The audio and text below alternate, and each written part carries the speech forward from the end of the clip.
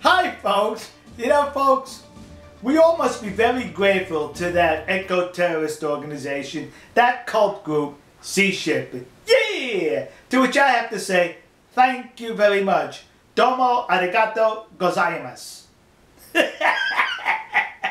You see folks, in the last whaling season, when the Japanese whalers suspended the season by 1 month, Sea Shepherd and the cult leader was boasting, "We stopped them a month early. They did not meet their quota." As a matter of fact, the cult leader went on to say to his minions, I'm 75% sure they will not return to the Southern Ocean the next whaling season. Well, the next whaling season, guess what kids? They returned to the Southern Ocean to go whaling. And who was there to greet them or follow them was Sea Shepherd this time, again.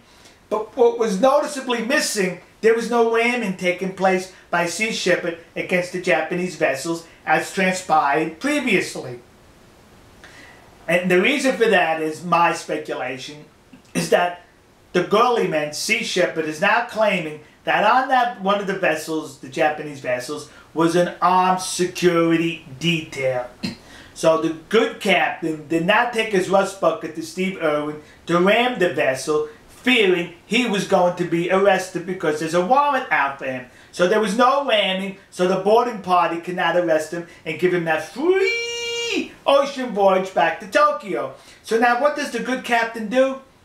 He takes the Steve Irwin out of action.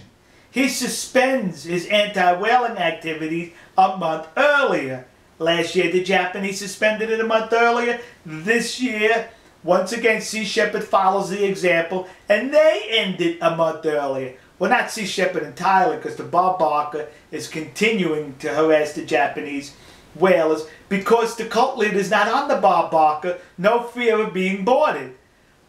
But the Steve Irwin with the cult leader, the fear of being boarded, is heading back to Australia. He does not want to be arrested. But here, wait a minute. But I thought you donate money to save the whales. You didn't donate the money to save his rear end, did you? Or maybe you did. But some years ago, the good captain flies to Iceland because he thought there was an arrest warrant out for him. And he says, "Arrest me, here I am, arrest me." Well, the Icelandic authorities look at the clown and said, "What, are you stupid?" And they send him back out of the country. So now here he doesn't have to fly to Tokyo. Here the Japanese are willing to give him a free ocean voyage back to Tokyo, to Japan. And what does he do? He runs the other way. You see, folks, that's the behavior of a coward. When there was no supposed armed security team on the Japanese vessels, they rammed him, they constantly harassed him. The Steve Irwin did everything possible to interrupt the whaling. Now that because that's what bullies do, because the Japanese were passive. Now that they fear there's an armed security team, they go running. That's what bullies do. When you stand up to them, they back down, they go running. That's what cowards do. That's why I would continue to say that this cult group is nothing but a cult group of cowards. And don't tell me how brave they are, because when their cult leader is confronted with an arrest, supposedly, he runs the other way, kids.